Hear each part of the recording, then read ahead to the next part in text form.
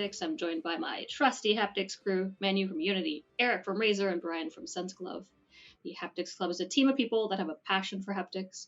Our goal is to raise awareness of the amazing tech and people in the haptic space and foster discussions around the subject.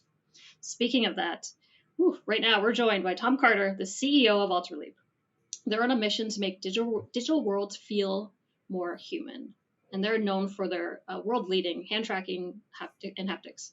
Some really crazy technologies. Some of the coolest technologies that you've probably got in your home that you play with, that you're excited about, they're inside of it, which is so cool. So super excited to talk about that. But there's a lot to talk about. So we're going to divide the hour by intro, 5-minute intro. We've got 15 minutes area of expertise. And of course, we're going to talk about the future of haptics. We're going to talk about challenges and opportunities in the industry. And then around like the 45-minute mark, we'll stop the recording and then we'll have a discussion and we'll ask questions from the audience and folks who've sent us some questions. So be ready for that. But anyone who's listening, you're going to miss out. You always miss out on that. So be sure to join us next time. We're at thehapticsclub.com is where you can find more information about who our guests are, what we're up to, and where to listen to our past episodes. And of course, we've got the next episode coming up February 9th with Danny Grant from InnovaBot. And, we wouldn't be here. We wouldn't have a cup of coffee in our hands. Maybe Eric, do you have a cup of coffee you can show us? There we go. Cup of coffee in hands. But we wouldn't be here with folks like our sponsors. And that happens to be the Haptics Industry Forum, which is a haptics association that's created to streamline haptic standards and adoption and foster collaboration and increase market awareness. So super critical for the industry. But I've talked too much. We want to dive right in. We want to talk haptics. So I'm going to hand it to Brian. Thank you very much, Ashley, for the opener. Today we have with us Tom. Tom, thank you very much for being here. How are you? Hey, yeah, I'm great. Thanks so much for having me.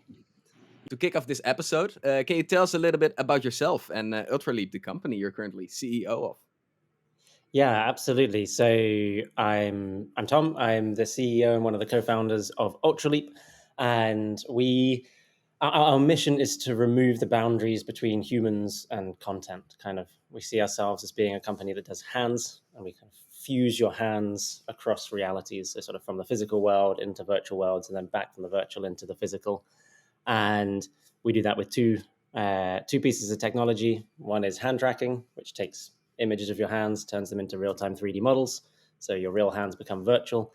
And then the other is mid-air haptics, which uses sound waves projected through the air, vibrating the surface of your skin to enable you to gain some sensations and feelings and feedback for what you're doing. So that's the headliner. Do you want me to talk a little bit about kind of how we got here, I guess, because it's a... So the next thing I wanted to ask you is, you started as a co-founder of Ultrahaptics, and we were wondering what inspired you as a person by yourself, to start this business? Yeah, so winding back, I did a computer science degree at the University of Bristol, and during that, I was very interested in user interfaces and how you can make the same functionality, but you can either make it really frustrating to use or really pleasant to use. And came to my research project at the end of my degree, so I wanted to do something that was more than just pure programming. I wanted to do some user interface aspect and kind of something with a bit of hardware as well. And so I started to do this project trying to create the haptic feedback tech, trying to use ultrasound to enable you to feel touch, and bring the idea being that the Microsoft Kinect had just come out pretty recently and rapidly become the fastest selling consumer device of all time. And you suddenly look around the lab and see these sort of, many $1,000 OptiTrack systems and go, hey, this kind of tech has suddenly become consumer price. Soon there's going to be a lot of touchless stuff happening in the world. So the question was, how do you bring back the sense of touch to that? Because I'd say for the majority of consumers, the Kinect is the first time that you controlled a device with your hands without touching anything. Maybe there was voice control before, but that's the first time. Even the touchscreen, right? You can feel glass, so you can feel that you've touched it. So it's okay. How do you bring back that sense of touch? And we were really focused on doing it in a very low friction way. So the minimal barriers between you engaging in the experience and then leaving the experience. And that's what drew us to ultrasound and to being able to project the feeling through the air and onto your hands.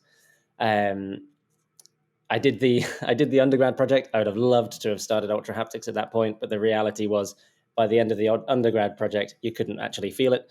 Uh, I could focus ultrasound, and I was pretty sure it was nearly there, but you couldn't actually physically feel it on your hands. Actually pivoted and made a game of Pong. So real ball, virtual paddles, and you could make the ball bounce off the virtual paddles and play a little game of Pong, which is kind of cool. But so I enrolled to do a PhD with the aim of the PhD being to develop the haptics tech and kind of really to get it to a point where it's ready to pull out of the university and commercialize and turn into a company. And then, 2 years into that journey was the point in time where we had traction from customers, from the press, from interest from investors. So that was the point at which we, myself and my two co-founders, we spun the company out of the university and sort of set up, and that was the beginning of Ultrahaptics, I guess. Beautiful journey. We wanted to ask you, when you were pioneering with this technology, do you remember the moment where you realized that this technology we were working on was really something special? What was the thing that made you realize this could be the one thing that it's all going to start with?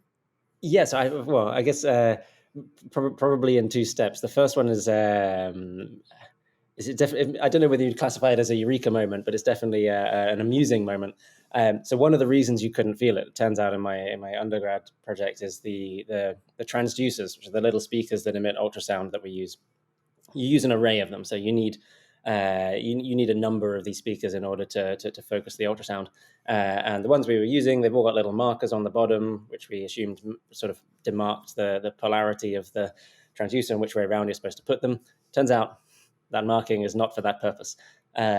What they're usually used for: intruder alarms, parking sensors in the back of your car.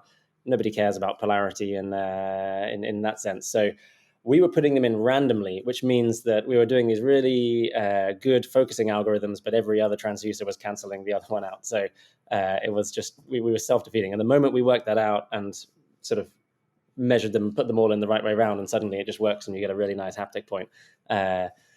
Maybe that's not the moment where I thought this is going to be huge, but maybe that was the moment I was like, okay, this actually, for a start, fundamentally works.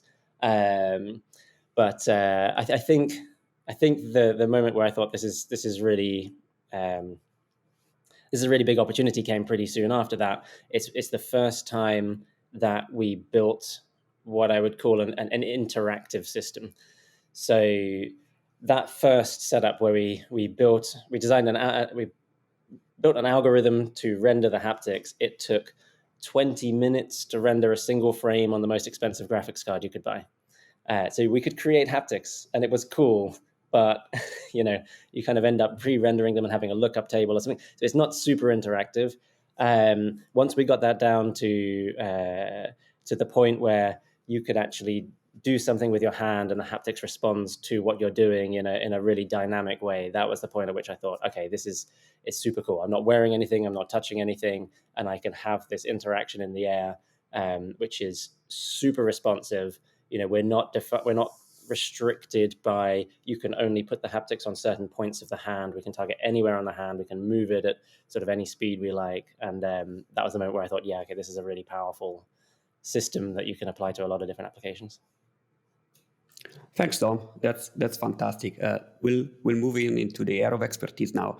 The take that you probably are going to take here is in between technology and entrepreneurship. So let's say to continue the story of your journey. And let's continue a little bit on the technology here. I have a little bit of experience with ultrasonics, working on surface haptics, again, during the PhD time. And when there is basically, in both cases, there is air in between. We use like a squeeze film effect. This is like focalized pressure changing, which means that it's quite different to anything else, because you don't have a rigid medium. You are trying to leverage the properties of a fluid, which is air, which means that they have unique challenges and unique advantages. But specifically on this, what really are the challenges of this technology that goes through air? And can you describe them and the trade-off that you needed to do at the beginning of the development of a company to arrive to something that you can feel where nothing exists, basically? Yeah, absolutely. So I usually look back at that like beginning phase part of developing the tech as two initial phases. So phase one is what I call the will it work phase. So first of all, like sort of can you feel ultrasound? And then once you can feel it, can you make a functional interactive system? I've probably said one of the biggest challenges of feeling it, of actually making sure you plug the components in the right way around. The interactive system aspect was really about you want it to be real time, you want it to be dynamic, which means you can't, for most applications, you can't really pre-compute stuff. For some you can, but for the best stuff, you need to be able to do it on the fly, which means you really need to figure out how to do what is pretty complicated sort of matrix mathematics in real time on ultimately what will be pretty low cost hardware. So I'd say that's kind of like the first challenge. Once you have that, you've kind of proven that it's working. Then then you get into what are the technical blockers. So you've got a sort of a laptop demo that works. And actually, we've just been doing a bit of a clear out, and a couple of the original prototypes have just arrived on my desk, and they're sort of these huge box units with ribbon cables coming out of everywhere. How do you get from that to something that you can actually integrate into real products? And I think there were the four main challenges that we identified at that point in time. So one is system cost. We need to use a number of different transducers, a number of different speakers, and we've got to drive them all uniquely. That can create quite a bit of system cost depending on how you approach it. So there's a big challenge there of how do we get that system cost down. Number two is the actual strength of the sensations that you generate. But ultimately, we're trying to project energy through the air. Air is a very lossy medium. I think if you're doing this with the surface haptics stuff, you've got an air pocket that is sort of fractions of a millimeter. We're going, most applications in the sort of 50 centimeter range or so, some sort of VR stuff more out like a meter. You can go well beyond that.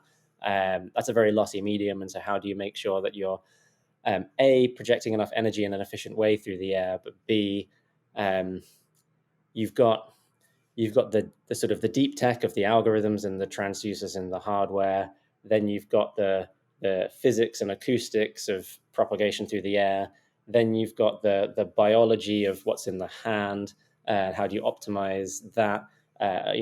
Most haptics research is on what is the hand receptive to, but it's always with a physical piece of metal pushing into the hand and pulling away, whereas actually it behaves slightly differently when the sort of the hand tissue is in a free medium. There's nothing physical there against it.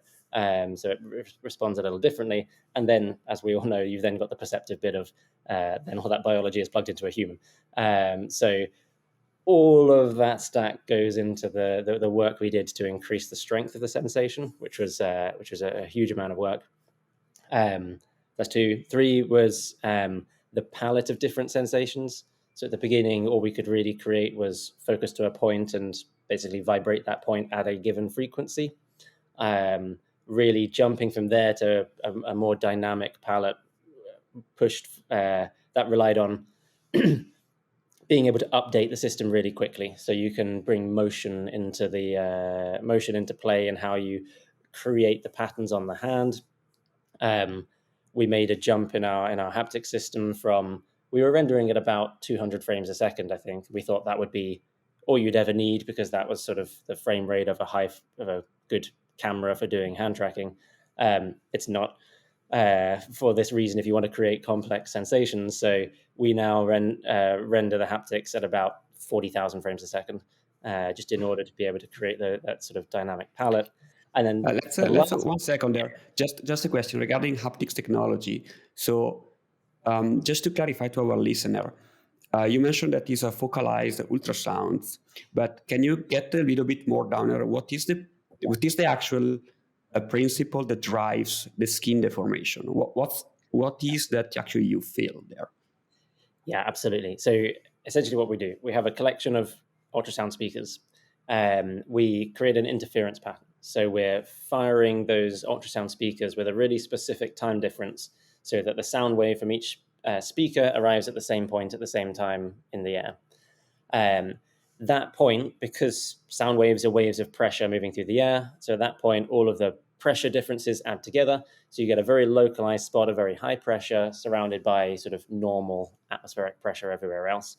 And that localized spot, there's a phenomenon that happens at high pressure with sound waves, which is it becomes non-linear. But the effect of that means if you put something in the way, like your hand, then that high pressure sound spot will exert a force on the skin, on the finger. That force is enough to just very, very slightly depress the skin on the finger. You can feel that start and you can feel it stop, but you can't feel vibration in the tens of kilohertz. So we then either early days modulate that down, so turn it on and off at a lower frequency to create a vibration that you're capable of feeling. Or what I was talking about with increasing those palette of sensations is actually starting to move that point around your hand to draw patterns, either at low speed so you can feel the change, or at really high speed so you can create more dynamic shapes and patterns and textures and effects on the hand. Thank you very much. I always love to have the inventor of the technology explain the technology, because that is so much better than any infographics we can find on internet or papers. So thank you very much for this. I think this would be helpful for many, many, many people. So you talk about the technical trade-off, and this was at the beginning of a company, right? So this is at the beginning that you're getting it done with a small team. But let's move now into the company building. You know that everybody knows that raising money in general is hard, but in haptics it's double hard, because it's a complex system, requires massive investment upfront to an unknown market at the end, right? Because it's a thing that this will become or will happen. In your case, you even started before XR was a thing, because it was before Palmer Luckey, or at least at a similar time, right? Yeah, very, very similar sort of. Yeah. So what was the secret sauce that you used to convince basically tier one investors to support the company growth? So right back at the beginning, sort of first investment, what's the secret sauce? We went to Las Vegas. I guess it's sort of the flippant answer. So what we did at the point of spinning the company out, starting the company, we just had we spun out of the university before we had any investment. I entered and won a business plan competition, stuck the prize money in. The other two co-founders stuck a little bit of savings in. So between the three of us, we had a little pot of cash, and we decided the best thing to do with that is to go to Las Vegas for CES. So we founded the company in November 2013. January, we were in Las Vegas, giving demos to loads of companies. Palmer Luckey came for a demo there. That was the year they won Best in Show at CES. So, and what we did, we had an investor who was interested, and he's a very collaborative, helpful investor. So we had this plan. He was keen to go to CES anyway. He had other companies there, but he attended some of our meetings.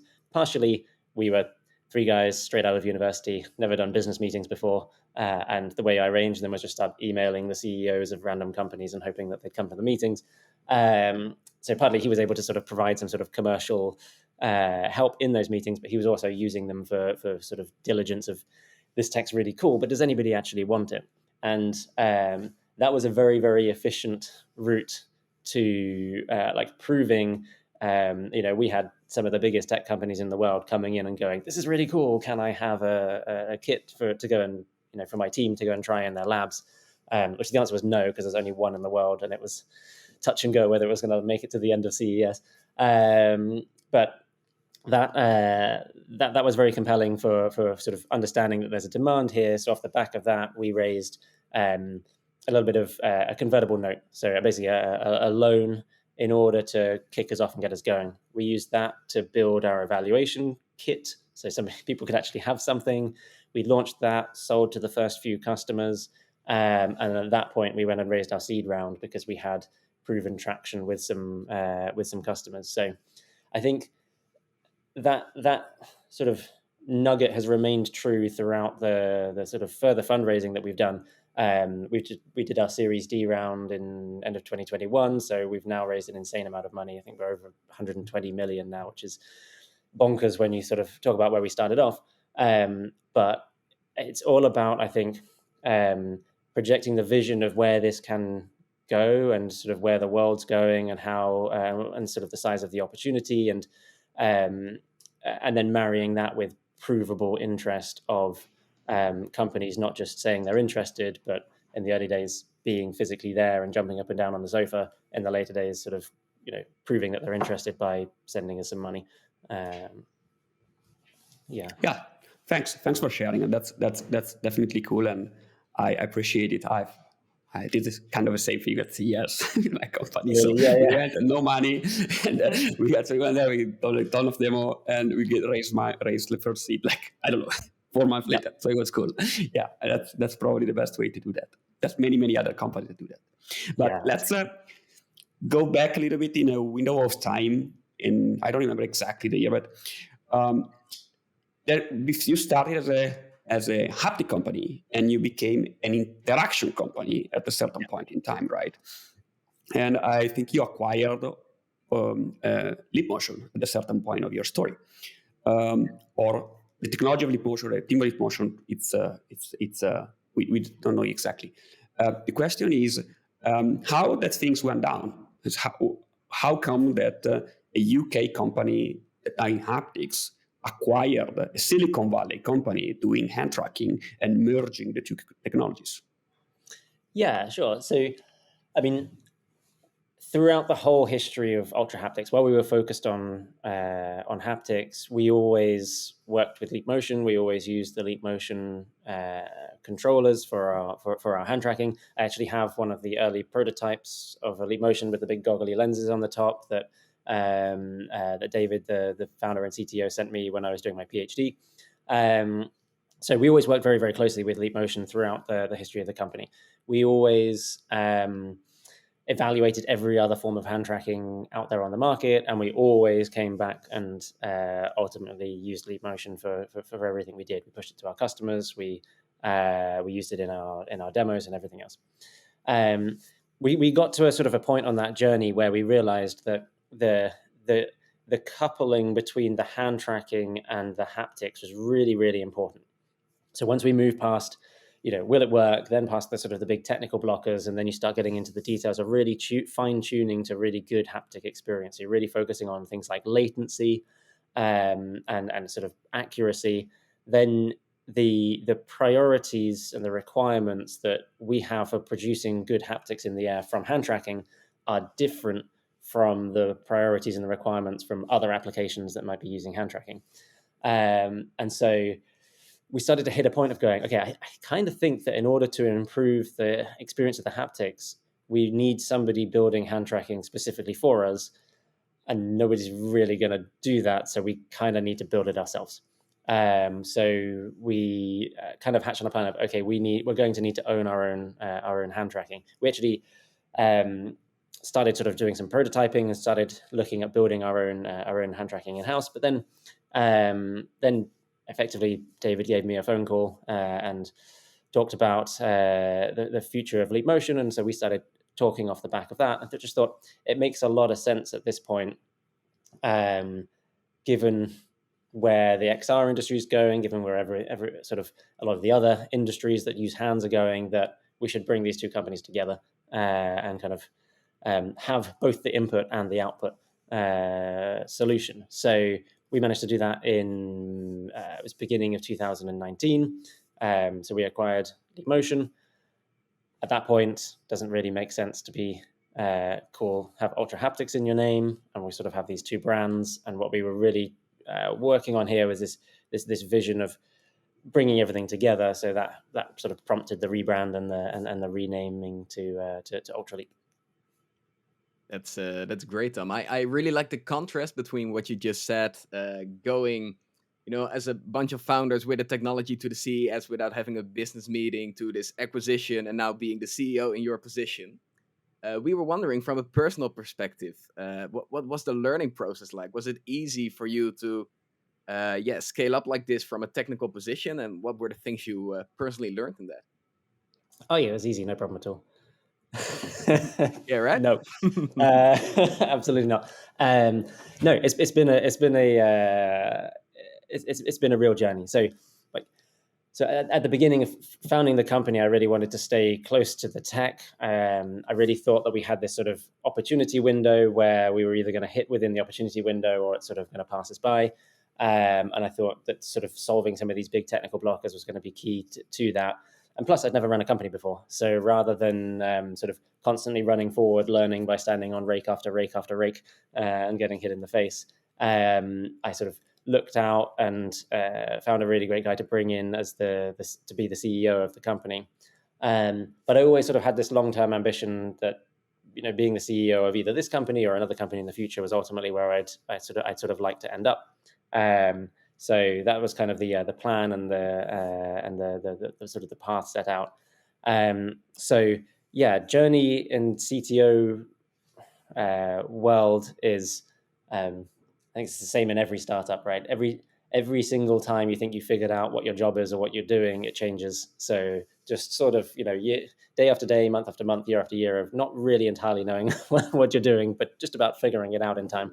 Because you start off really, really close to the tech and sort of intrinsically involved in how everything works. And then you start learning how to manage and run teams and recruitment. And then that gets to sort of a larger team. You have sort of a department that has teams that have teams, and sort of figuring out that sort of scale. And then now across into the CEO role, obviously it's not just the tech, but also the sort of commercial sides, the marketing, the people, and then everything else. So one thing I say, I really enjoyed the sort of the journey over that time from kind of building systems of atoms, systems of bits, to building systems of people. So I very much see the company as a product.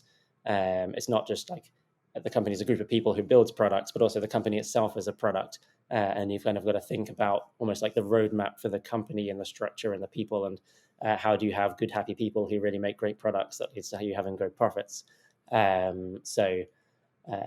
Yeah, it's just sort of, I guess, tough to pull out any specific like individual thing, because it has just been like every day something new and different, and that doesn't change. It's always new challenges coming, always new things to figure out. But that's kind of where I'm happy. I think I'd get bored if I was comfy and knew what I was doing.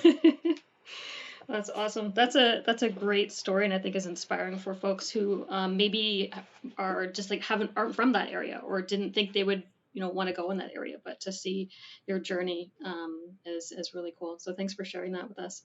You mentioned like business units. The company has like distinct technologies that like work together, but they're also can work separately. And I think we've seen some use cases at CES. Maybe you can talk with us a bit about like the break between the company of like the areas. So you've got the haptics, and then you've got the hand tracking, and maybe like which areas are you seeing the most promising, just like even this year at CES?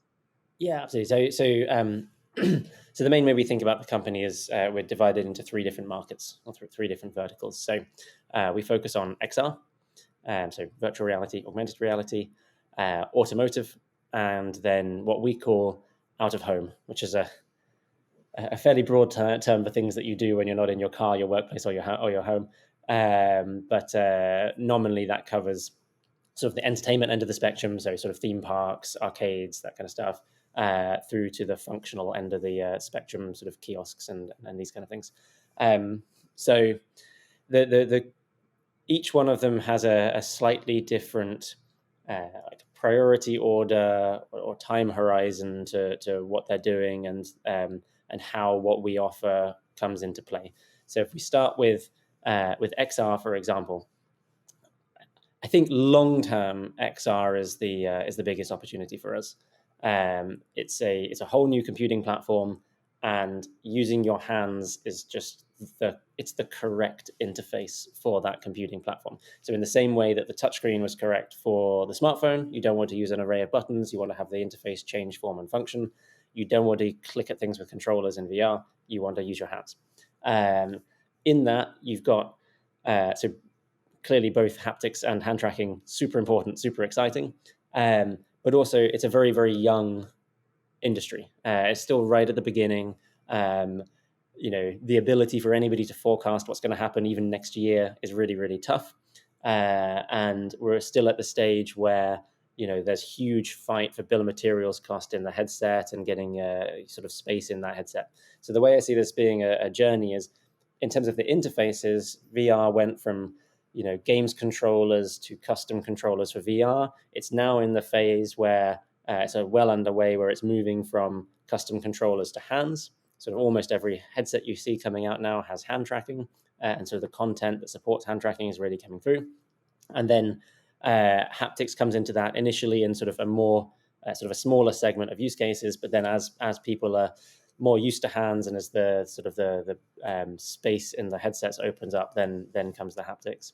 So that's XR. Out of home, the sort of the end that has the highest traction there at the moment. There's the entertainment stuff, which is very, very cool. Being able to go into theme parks. If you go to Legoland, you can go and throw shurikens at the bad guys and the Ninjago rides.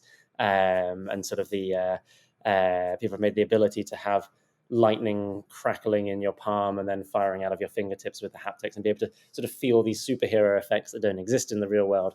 There's also the functional aspect of going into a fast food restaurant and being able to order your food without physically touching the screen. Now, we've just been through a pandemic and we're sort of more conscious as to what we're touching. It's also just generally more engaging. It's a better experience than sort of covering up the content with your hand when you're using it.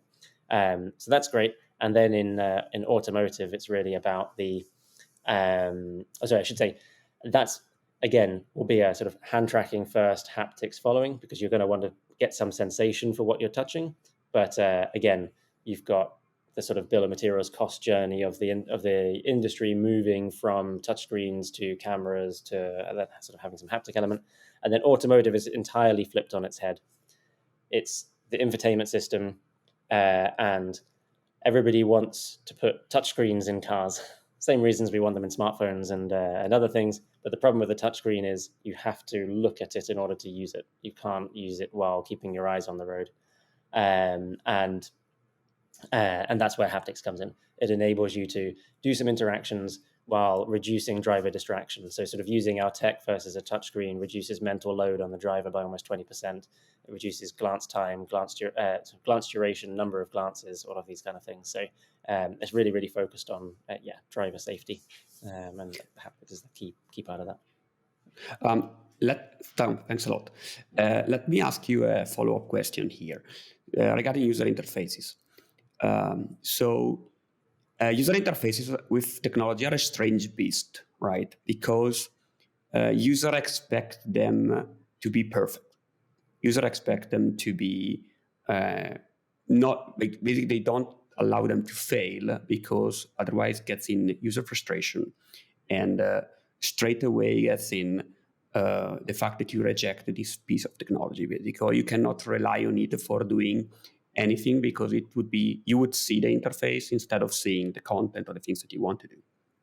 And one of the most striking things that happened in the last year was not the demise, but the fall of voice-based interface with Alexa that is getting, or at least the team of Alexa in Amazon, that is getting reduced dramatically, because basically it didn't live up to the expectation that your next way to interact with technology would have been voice. Mm-hmm. But at the end of the day, it comes out to one thing. I think one thing's several, but one for me was completely striking. I have an accent. And it means that that system is not capable, basically like 50% of the time, to pick up what I want. And I live with a person, my partner is not in my nationality, so I need to switch all the time between several languages with several accents, and simply couldn't do that. But this journey lasted 10 years. They started on Alexa probably a long time ago. My question is maybe too precise or whatever, and in the hand tracking world, there are several types of technology, right?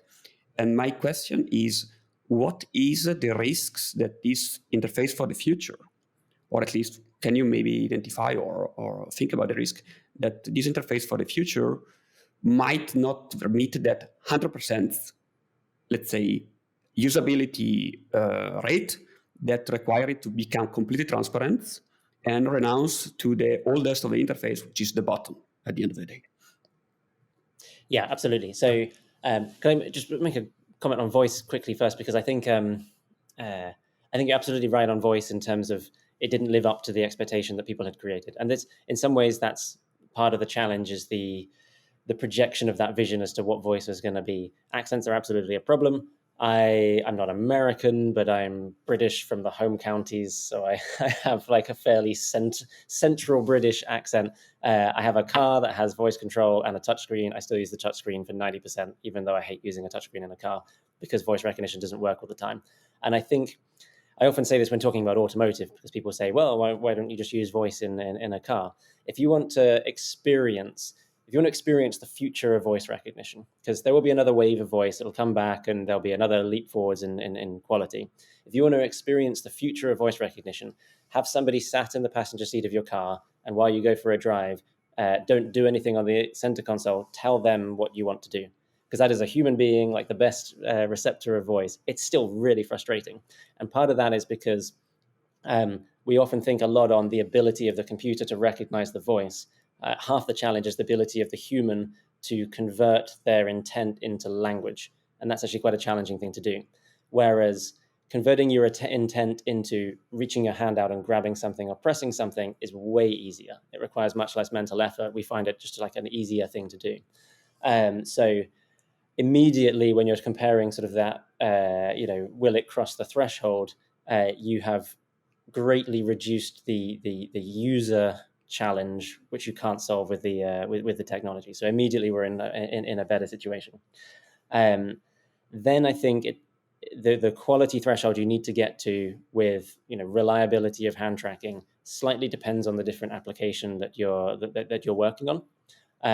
But undoubtedly, if you want to go to high volume consumer products, it needs to be really, really high. And this is something that we focus on relentlessly as Ultraleap, because our sort of pride is having the best hand tracking, and not just the best hand tracking for my hands, but the best hand tracking for anybody's hands. So we really look at sort of robustness to environmental conditions, robustness to different hand shapes, sizes, colors, jewelry, all of this type of stuff, and really sweat the details on the quality and the reliability of that hand tracking.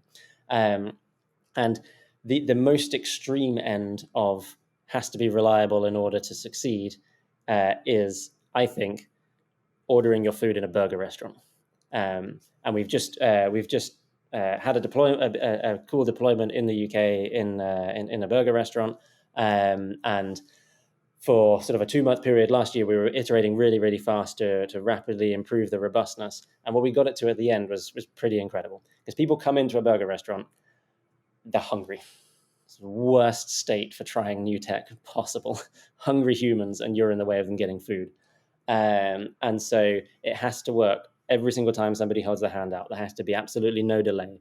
When they press something, it has to work immediately. Otherwise, there's very low patience and they'll jump onto something else. And I'm super happy with where we got to through that, because at the beginning, the product was pretty good, but it wasn't sort of near 100% performant. By the end of it, I didn't see anybody trying to use it in any sort of like frustration. It worked every time for every person. People had wallets and phones in their hand as they were using it. People were bringing objects and poking at the screen with like water bottles or leaflets, and it was still working and tracking. So I sort of agree with your premise that if we don't concentrate on that quality and that robustness and that reliability, we're not going to live up to the hope of moving from touching physical things into the air. But I honestly believe that if we focus on that and we really sweat that and get it reliable enough for the application that it's being deployed into, then because the human knows what they want to do and can express that pretty well, then I think it's a viable jump to make. Thank you, Tom. That's a great answer. I'm really imagining those people in those burger places, and I think it's a very interesting technology when it comes to having that hand tracking and mid-air haptics combined. It, as you said, it's quite new, and the industry had some time now to play with touchscreen interactions, with controllers. And I can imagine totally that when people in the burger tent are approaching the screens, that the first thing they do is touch the screen, So when it comes to a let's say UX approach on your technology, did you find any unique challenges or unique solutions that really needed your technology to thrive? Yeah, absolutely. So we started off, hungry person going to their burger. How do you let them know that this screen, which they assume is a touch screen because that's all they see all the time, how do you let them know that it's touchless? How do you even let them know that the functionality exists? And we started off with fairly, sleek information, so it looked nice. It wasn't it didn't interfere too much. And over time, we just ramped up the signage. So internally, by the end, our line was it obnoxiously obvious. So in other words, you really got to overcome this ability to just tunnel vision on the burger. So we had signage down the side of the screens, on the top of the screens. We had little A-frame signs out there, so that as people walk past, they can see it. The what we call the call to interact is really important. Obviously, it's a camera on the system, so we can see when somebody's walking up to the display, or when they hold their hand out to the display. So you can have little signs on the screen, and as they hold their hand out, you can sort of pop up a little message to let them know before they go and hit it. But probably the most useful thing, we thought a lot about this as to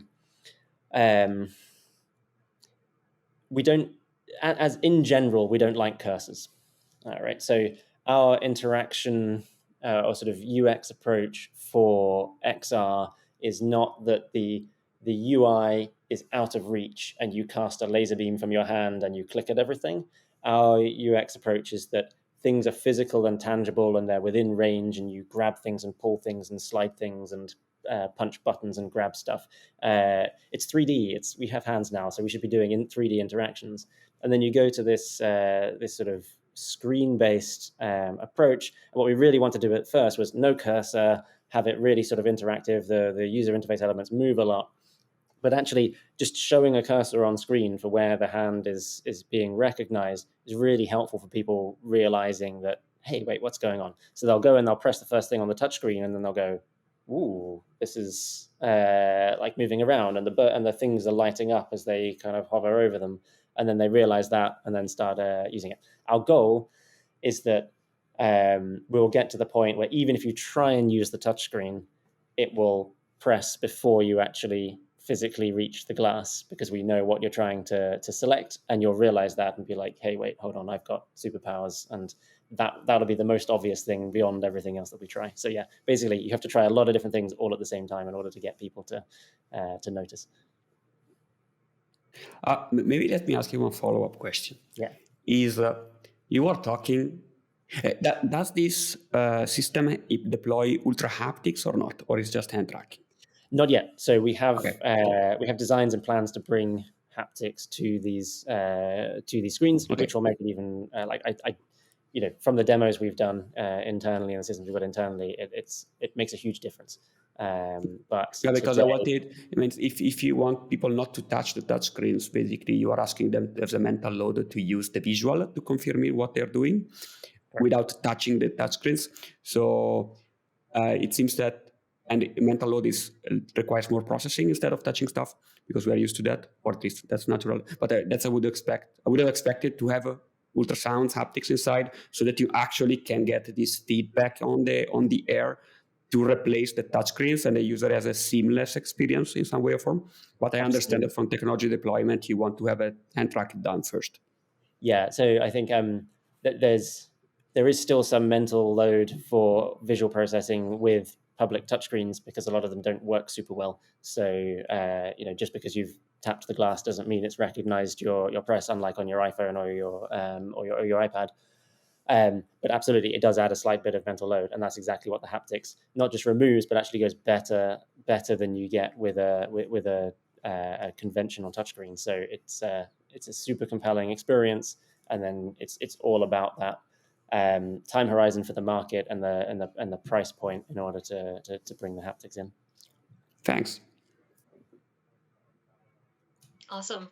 So let's dive into the future of haptics section. The first question is slightly different. It's more of a question about the industry. So in terms of your opinion on what makes a company thrive in this particular industry, let's maybe pick XR because that's one that a lot of folks are trying to deep dive into. What do you think like really helps make them thrive in this industry right now? So specifically haptics firms or Yeah. just more general? Yeah. Um, what helps haptics firms thrive in XR? I think it's really really zeroing in and identifying a very compelling use case that there is pull for rather than trying to boil the ocean. So I think if you come into XR and you try and solve all of haptics for all of XR, you're almost certainly going to fail because I mean, all of haptics in itself is too broad an area, but all of the different use cases, sort of the consumer use cases, the enterprise use cases, super different.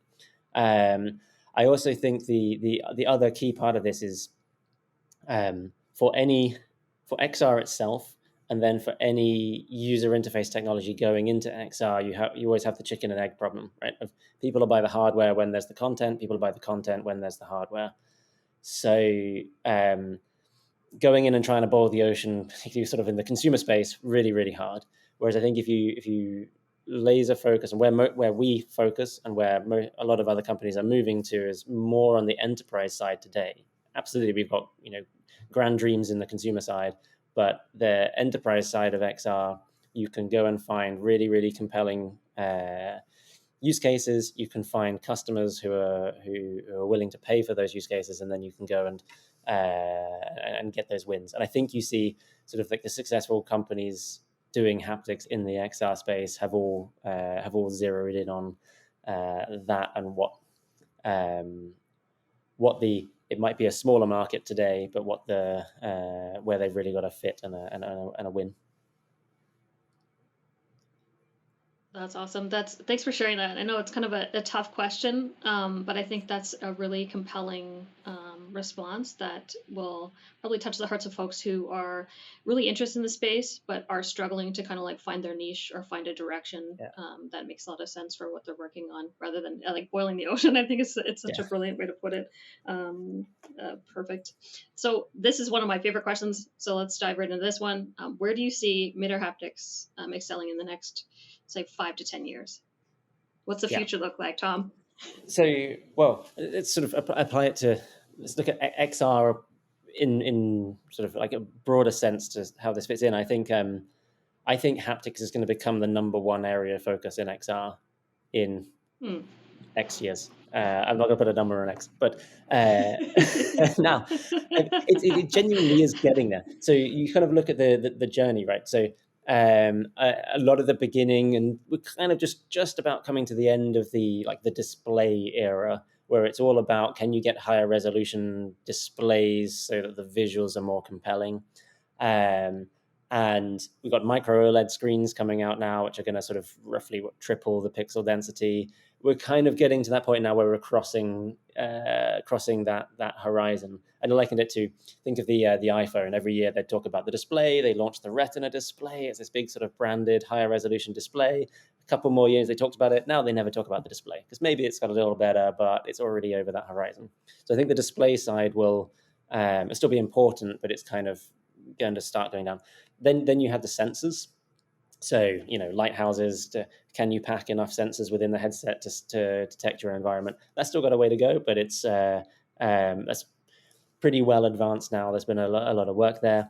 Then you've got the actual input device. So moving again from games consoles to bespoke VR controllers, and now you have hand tracking. We're sort of a little earlier in that migration to hand tracking. This is like the first generation of headsets where hand tracking is table stakes. Your headset kind of has to have it in order to ship into the market.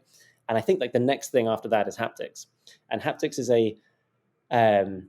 it's just a much bigger challenge than the others. Partially because the tech is hard, partially because something that you'll know very well from the sort of inter-haptics space and the haptics industry forum, doing standards so that you can render haptics in the same way on different devices. If you're a designer and you're creating content and then you want everybody to have the same experience, hard. right?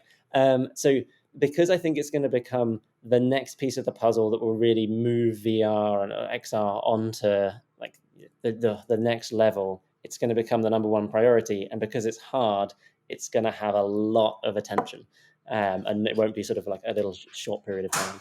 So then beyond that, you get sort of smell and like all of other tech that's sort of well over the horizon from where we are now, I think. So that's where I think it's going to be. Mid-air haptics, I think, is going to play a huge part of that. I don't think it's going to be the only haptics. We're not going to dominate XR, and no one's going to have any other sorts of haptics, because you want to use the correct solution for what you're trying to achieve. So if you're trying to do something where in the physical world you'd probably have a tool, you're probably going to want to hold some form of tool when you're in XR. But again, coming back to that original research question that I started with back at the university, our goal has always been low friction. So in XR, you already have the challenge of needing to get somebody to put a headset on. Like that is already a sizable piece of friction. It's going to get less and less as the headsets get smaller and slimmer and sort of more comfortable. But that's enough. And I think the majority of use of headsets, the majority of things you're going to do in them, the headset is going to be the only thing that's acceptable for people to put on or do anything with.